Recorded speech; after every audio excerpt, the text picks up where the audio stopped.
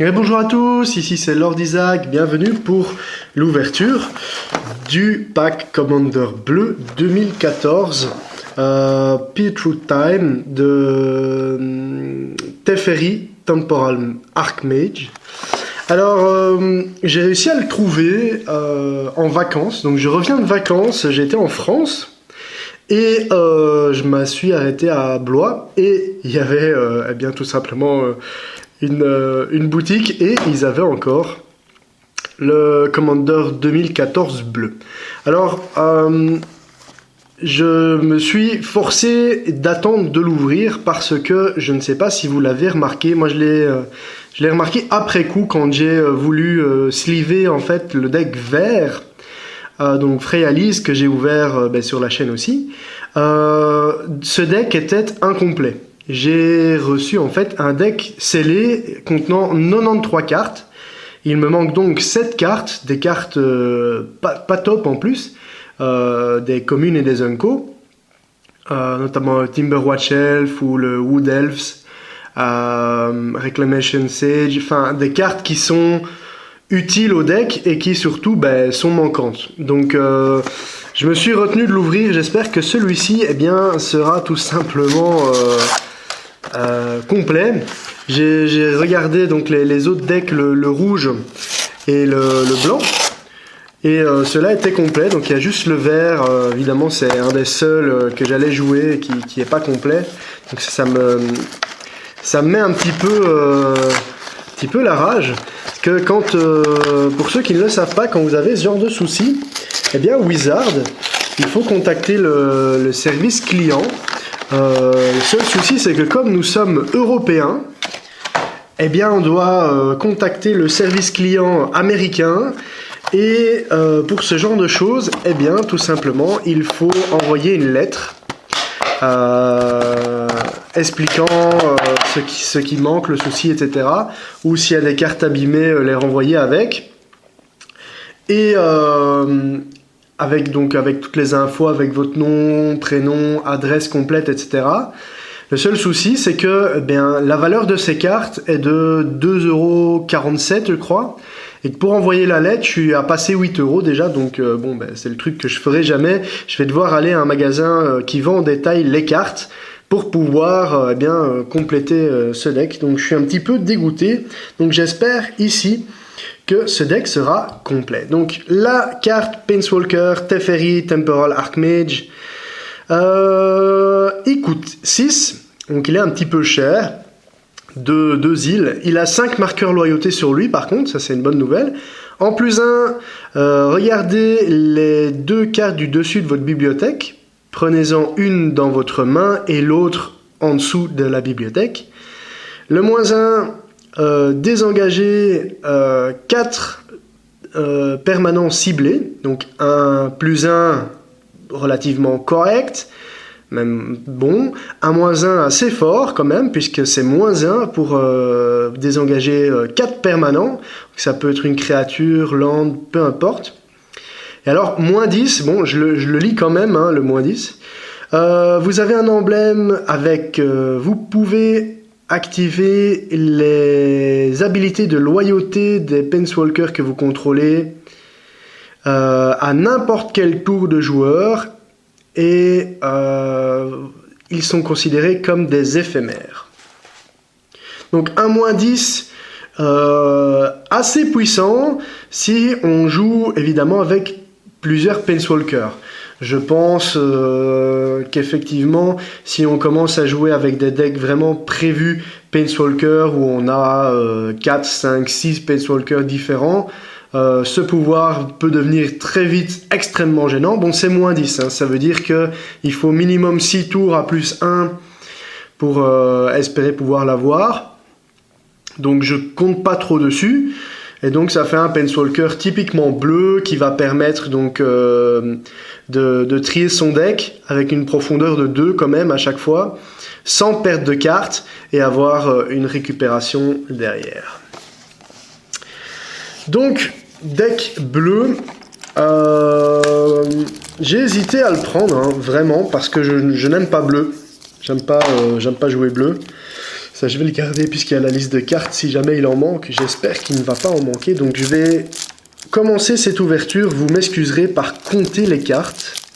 Donc, les tokens sont toujours considérés à part, bien évidemment, mais je ne veux pas avoir la blague qu'il me manque des cartes. Surtout que là, je l'aurai dans le fion puisque je les ai achetées en France. Alors, on va diviser en deux. 2, 4, 6, 8, 10, 12, 14, 16, 18, 20, 22, 24, 26, 28, 30, 32, 34, 36, 38, 40, 42, 44, 46, 48, 50, 52, 53. Hop, 54, 56, 58, 60, 62, 64, 66, 68, 70, 72, 74, 76, 78, 80, 82, 84, 86, 88, 90, 92, 93, 94, 95, 96, 97, 98, 99, 100. Ok, le deck est complet, je suis rassuré. C'est vraiment une malchance en fait de ma part d'avoir eu ça, surtout que je ne l'avais pas remarqué, mais bon, ça arrive. Alors on va commencer avec les emblèmes, donc le fameux emblème du -10, et derrière un zombie assez sympa, puisqu'il a étoile, donc on verra qui met ça. Alors, un poisson, quand cette créature meurt, vous pouvez placer une baleine 6-6 sur le champ de bataille avec, quand cette créature meurt, placer un kraken 9-9 sur le champ de bataille. Ok. Bah donc voilà, hein, les trois cartes d'affilée. Et on l'a 2 fois le combo. Et derrière, c'est tous les zombies. Ok, ça va. Alors on a des singes, ape, et encore des zombies. Ok. Eh bien, ça promet les petits tokens en cascade comme ça. C'est un truc qui me plaît bien. Ça reste du bleu. Alors, on a vu tous les lands. Donc, hop. On va voir un petit peu. J'ai vu qu'il y avait des lands là-bas. Vous connaissez un petit peu comment ça fonctionne maintenant. Voilà. Ok. Donc, les lands, les îles, hop, voilà, sur le côté. On est parti, donc on va... il n'y a pas de land rare sur cette édition, enfin sur ce pack. Seulement des communes et unco. Donc on est parti.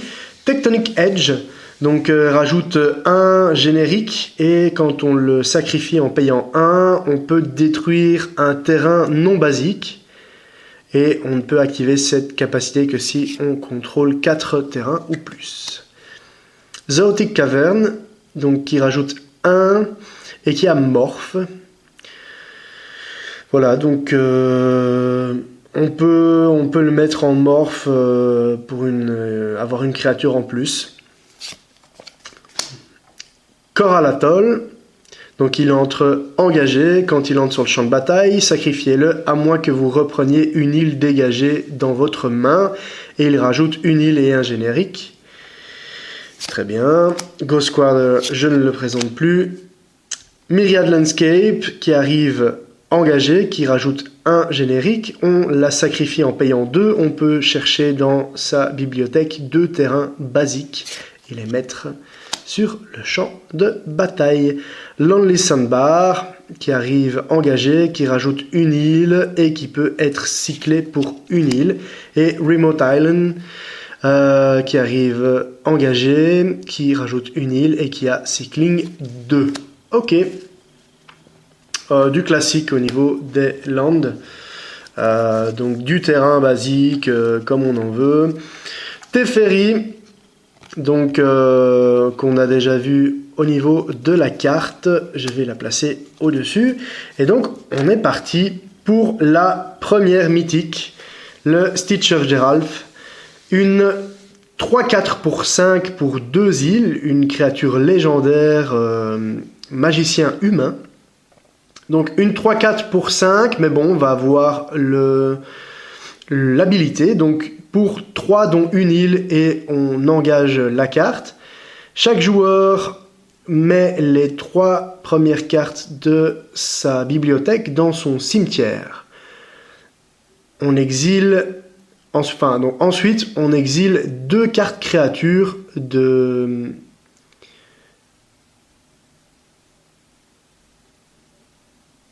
attendez, exile up to 2 cards creature put in...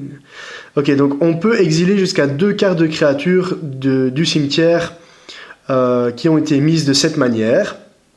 On place un zombie, une créature zombie XX sur le champ de bataille, X étant le total de puissance des cartes exilées de cette manière. Donc ça peut être une façon assez sympa, on se meule.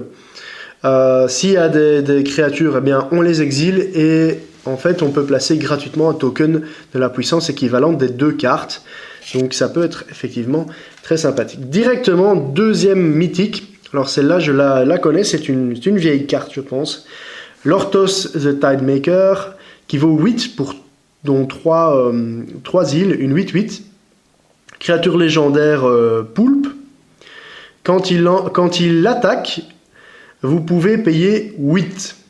Si vous le faites, vous pouvez engager 8 permanents ciblés. Ces permanents ne se désengagent pas durant la prochaine phase de désengagement. Donc, non seulement on doit payer 8 pour la mettre, c'est une 8-8, mais si on repaye 8 derrière, on peut engager 8 permanents ciblés. Donc, en gros, vous cleanez le board adverse, puisque en plus, à son prochain tour, il ne peut pas les désengager. Et donc, vous lui mettez 8 dans la gueule, et en 2 tours comme ça, on y est. Dulcet Sirène, une 1-3 pour 3 avec une habilité à une île. La créature attaque la créature ciblée attaque l'adversaire ce tour-ci s'il peut, et elle a un morph de une île. Très bien. Reef Worm, donc une 0-1 pour 4. Alors, on va voir un petit peu ce qu'elle fait. Donc, quand elle meurt... c'est celle avec les tokens en cascade. Quand elle meurt, on place donc un token poisson 3-3 qui a comme habilité que quand le token meurt, il place une baleine 6-6 qui a la particularité que quand il meurt, il place un kraken 9-9. Donc ça, c'est le genre de petite carte en cascade. C'est le genre de carte, en fait, qui est hyper pénible.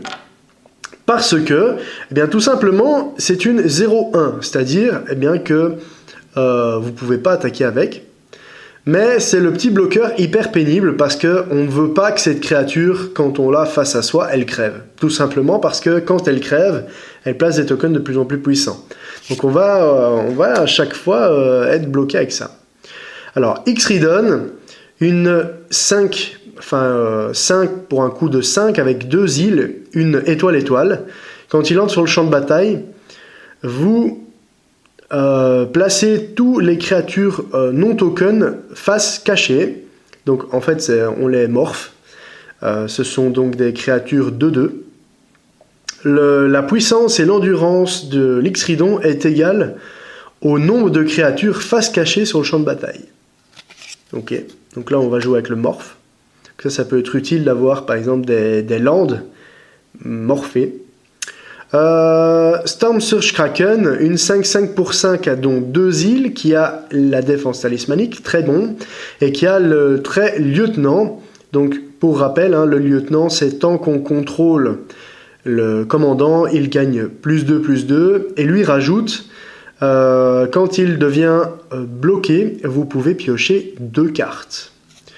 Donc l'optique du bleu, très clairement, c'est jouer avec la bibliothèque. Le Frost Titan, 6-6 pour 6, dont 2 îles, la dernière mythique du lot, il me semble. Quand le titan devient la cible de sorts ou d'habilités que de votre adversaire, vous pouvez contrer ce sort ou cette habilité. Contrer ce sort ou cette habilité, à moins que votre adversaire paye 2 mana génériques en plus. Et en plus, quand il entre sur le champ de bataille ou qu'il attaque, vous pouvez engager un permanent. Il ne se désengage pas durant la prochaine phase de désengagement. Donc, on est encore une fois sur des créatures vraiment de contrôle, hein, comme on pourrait s'en douter du bleu. Alors, évidemment, qui dit bleu dit Sphinx. Une 5-5 pour 6, dont 2 îles, le Sphinx of War Island. Donc, une 5-5 pour 6, mais qui a le vol, le linceul, et qui vous permet de regarder la première carte de votre bibliothèque. C'est donc encore une très bonne carte, même si je déteste les sphinx. Une 6-6 pour 6, dont 3 îles, le Sphinx of Magosi, qui a le vol et qui a comme habilité pour 3, piocher une carte et placer un marqueur +1/+1 sur la carte. Très très bon. Phyrexian Ingester, une 3-3 pour 7. Elle a Imprint. Quand la carte entre sur le champ de bataille, vous pouvez exiler une créature non token ciblée. Elle gagne plus X plus Y, où X est le nombre de créatures. Elle a le pouvoir de la créature exilée et Y est l'endurance de la créature exilée. Donc en gros, c'est une 3-3 pour 7, mais qui se prend les caractéristiques en plus de la créature qu'on exile par-dessus. Pourquoi pas. Une 5-6 pour 7, dont 2 îles, Sphinx of Utun, qui a le vol, et quand il entre sur le champ de bataille, on révèle les 5 premières cartes de la bibliothèque. L'adversaire les sépare en 2 piles, une pile va dans votre main et une autre dans le cimetière. C'est typiquement une chose que je déteste, donc pour moi, non merci. Overguard Sweeper, une 5-6 pour 8, dont 2 îles. Ça a le vol, et quand ça entre sur le champ de bataille, vous pouvez reprendre dans votre main 2 créatures cibles. Enfin non, vous pouvez faire reprendre 2 créatures cibles dans la main de son propriétaire. Ok, donc c'est du contrôle de board. Breaching Leviathan, une 9-9 pour 9, dont 2 îles. Quand il entre sur le champ de bataille, si vous l'avez joué de votre main, vous engagez toutes les créatures non bleues. Ces créatures ne pourront pas se désengager à la prochaine étape de désengagement de votre adversaire. Très bonne carte. Là, pour le moment, on est dans les gros tons. Hein. Mais le bleu, c'est souvent ça. Hein. C'est des cartes gros tons qui font le café, qui sont très, très, très, très puissantes. Et puis derrière, on a du contrôle, le temps de pouvoir les placer. Donc jusque-là, tout va bien. Typiquement, hein, c'est un deck que, à mon avis, je vais déconstruire assez rapidement puisque je ne suis pas fan du tout de ce genre de deck. Deep Sea Kraken pour 10, dont 3 îles, une 6-6. Alors, il ne peut pas être bloqué. Ça, c'est une bonne nouvelle. C'est une 6-6 qui ne peut pas être bloquée. Alors, elle a Suspend 9, donc suspension 9. Donc, la suspension, c'était une règle, une habilité que moi j'aimais relativement bien. Donc, en gros, on paye le coût qui est indiqué ici. Donc, en gros, on paye 3, donc une île et 2 génériques, pardon. Et donc, quand vous la jouez, vous pouvez payer ce coût de suspension. Et on l'exile avec le nombre de compteurs qu'il y a après la suspension. Donc là, 9. Et bien, à chaque tour d'entretien, on enlève un compteur. Quand on enlève le dernier compteur, la créature rentre sur le champ de bataille et elle a la célérité. Donc c'est une façon en fait de dire, ben voilà, au tour 3, je mets une épée de Damoclès sur ta tronche. Tu as 9 tours pour me tuer. À partir du moment où les 9 tours sont passés, tu as une 6-6 imbloquable qui arrive et qui en fait ne m'a coûté que 3. Et en plus, elle a, quand un opposant, quand un adversaire joue un sort, si la carte est suspendue, en plus, on enlève un compteur. Donc, non seulement vous lui dites, voilà, je la joue pour un coup de suspension, donc si tu ne fais rien, tu as 9 tours, mais si tu joues des sorts, tu la fais arriver plus vite. Et alors, il y a marqué a spell, ça veut dire également une créature. Donc l'adversaire, eh bien, il va devoir composer. Donc ça, c'est très très très très bien. Très bonne carte. Infinite Reflection, un aura, un enchantement aura pour 6. Donc enchantement créature. Quand il entre sur le champ de bataille attaché à une créature, chaque créature non token que vous contrôlez deviennent une copie de cette créature. Les créatures non token que vous contrôlez entrent sur le champ de bataille comme une copie de la créature enchantée. Donc ça c'est très très bien quand on a par exemple une carte qui a Hexproof, donc défense talismanique, et qu'on lui met l'Infinite Reflection. Non seulement tout le monde a Hexproof, mais en plus ça devient des copies de la même carte. Donc il faut évidemment bien réfléchir sur quelle carte on met l'aura, mais c'est une bonne carte. Well of Idea, aussi pour 6, aussi un enchantement. Quand il entre sur le champ de bataille, vous piochez 2 cartes. Au début de chaque tour, de chaque tour de pioche de chaque joueur, le joueur pioche une carte additionnelle. Au début de votre phase de pioche, vous pouvez piocher 2 cartes additionnelles. Donc, c'est une pioche beaucoup plus rapide. Cyclonic Rift pour 2, un éphémère. Vous renvoyez le permanent non-terrain ciblé que vous ne contrôlez pas dans la main de son propriétaire. Avec Overload pour 7, mes amis. Vous pouvez jouer ce sort pour son coût d'Overload. Si vous le faites, vous changez le texte et vous remplacez les mots cible par chaque. Ok. Donc, soit vous payez 2 et vous faites reprendre un permanent non-terrain dans la main de son propriétaire, soit pour 7, il reprend tout ce qui n'est pas des terrains sur son champ de bataille. Crackhead. Un autre instant, Cackling Counterpart pour 3, dont 2 îles, attention. Placez un token sur le champ de bataille qui est une copie de la créature que vous contrôlez et qui a le flashback, mes amis. Donc si vous payez le coût de flashback, il revient au tour suivant et puis on l'exile. Domineering Will. Donc pour 4, le joueur ciblé gagne le contrôle de 3 créatures non attaquantes ciblées jusqu'à la fin du tour. Vous dégagez ces créatures et elles bloquent ce tour-ci si elles peuvent. Intellectual Offering pour 5. Vous choisissez un adversaire, vous et cet adversaire piochez 3 cartes. Vous choisissez un adversaire, vous dégagez tous les permanents non-terrain que vous contrôlez et tous les permanents non-terrain que ce joueur contrôle. Stroke of Genius.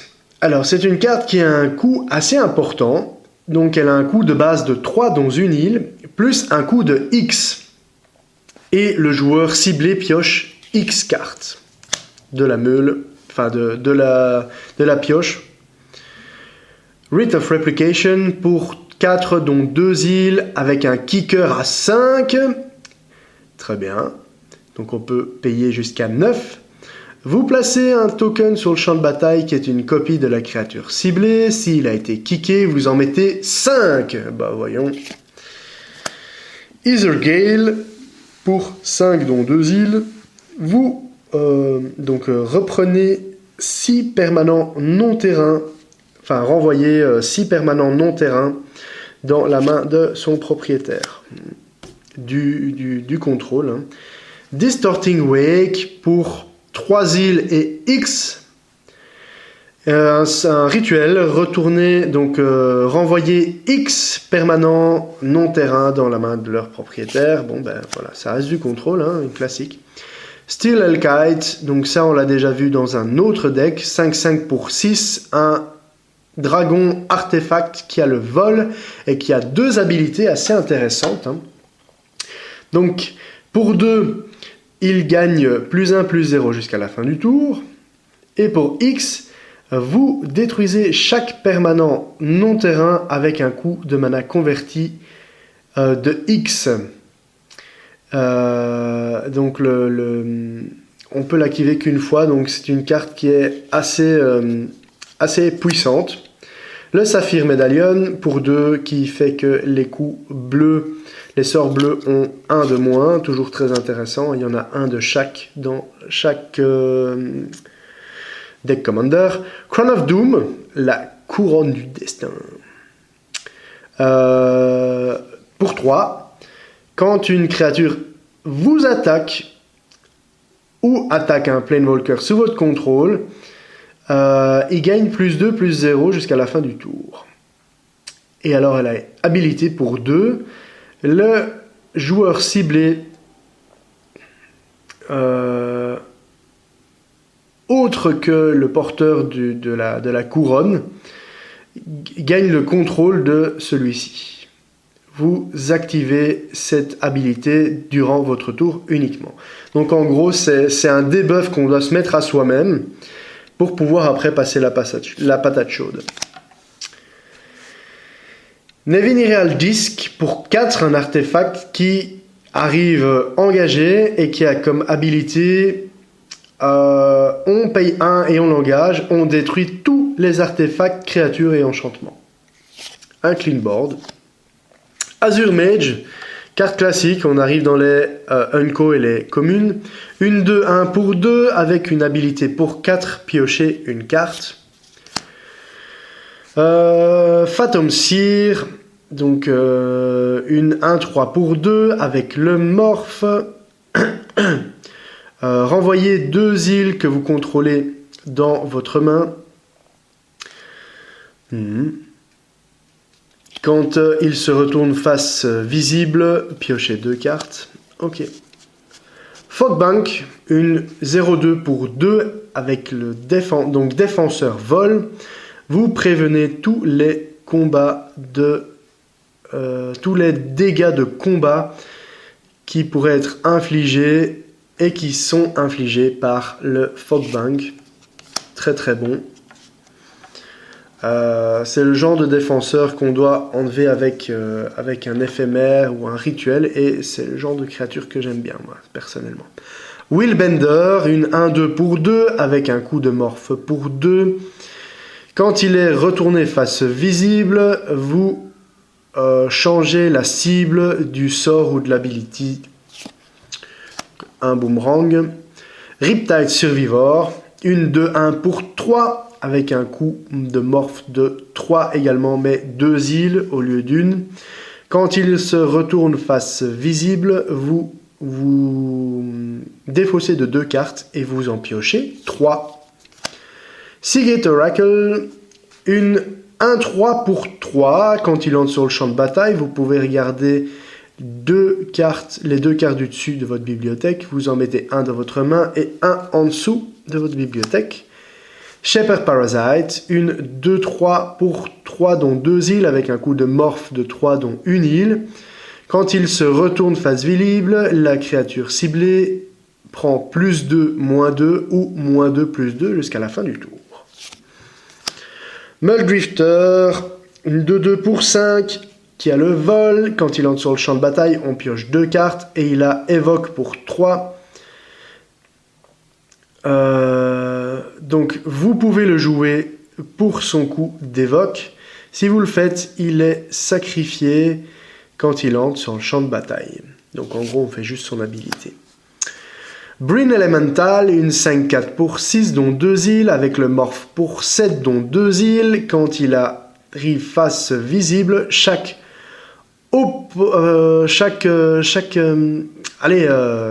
adversaire saute sa prochaine phase de désengagement. Excusez-moi, très bonne carte.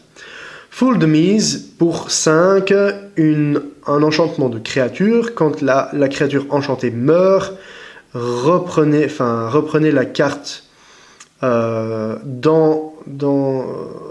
reprenez la carte sous votre contrôle sur le champ de bataille. Je vais y arriver, donc c'est quelque chose qu'on peut mettre à une créature adverse. Quand cette carte est mise au cimetière, du champ de bataille, elle revient dans votre main. Okay. Donc en gros, on met ça sur une créature adverse. Si la créature adverse meurt, on reprend la carte sous notre contrôle et on reprend l'enchantement dans notre main. Pongify,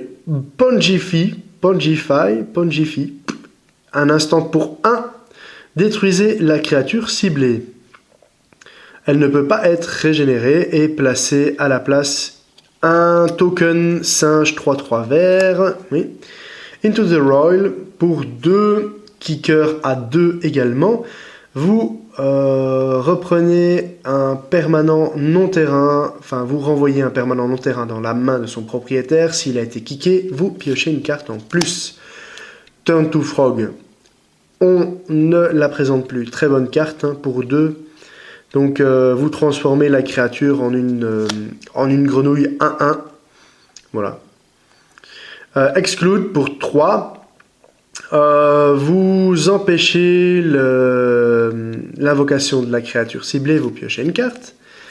Dismiss pour 4, dont 2 îles. Counter target spell, donc vous contrez le sort adverse et vous piochez une carte. Call to Mind, ça c'est une ancienne carte qui avait été mise avec le paquet de Jace, le premier, de Mime Sculptor. Un rituel qui coûte 3, vous reprenez l'éphémère ou rituel du cimetière dans votre main. Compulsive Research pour 3, sortilège. Le joueur ciblé pioche 3 cartes. Ensuite, il se défausse de 2 cartes à moins qu'il se défausse d'une carte terrain. Ça peut être une très très bonne pioche, ça.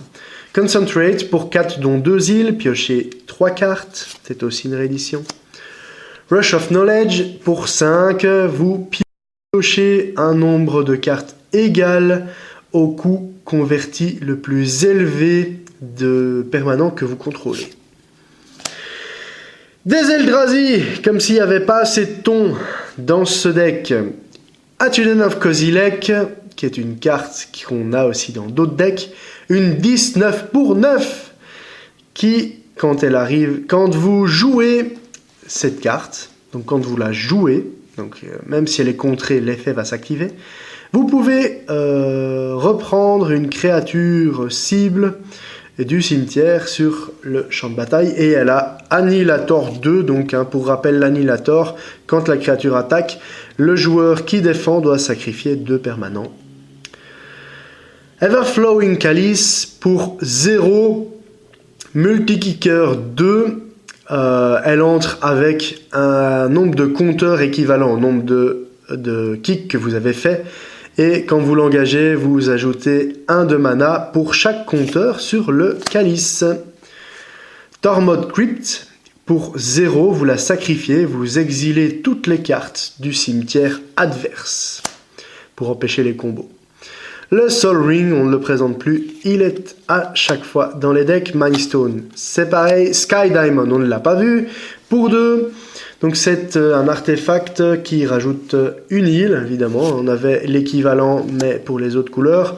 Botte de célérité, je ne présente plus. Commander Sphere, je ne présente plus. Unstable Obelisk, pour 3. Elle ajoute un mana incolore dans votre pool de mana. Et pour 7 et le sacrifice, on détruit un permanent cible. Worn Power Stone pour 3, elle arrive engagée et elle ajoute 2 à la pool de mana. La combinaison d'assaut, on l'a déjà vu. Urgolem Eyes pour 4, elle ajoute 2 au pool de mana. Tran Dynamo pour 4, elle ajoute 3. Ok. Et la dernière, Dreamstone Hedron pour 6, elle ajoute 3 au pool de mana. Et pour 3, on la sacrifie, on pioche 3 cartes. Je vous retrouve tout de suite pour la vidéo récapitulative de cette ouverture et pour vous donner mon avis. Salut.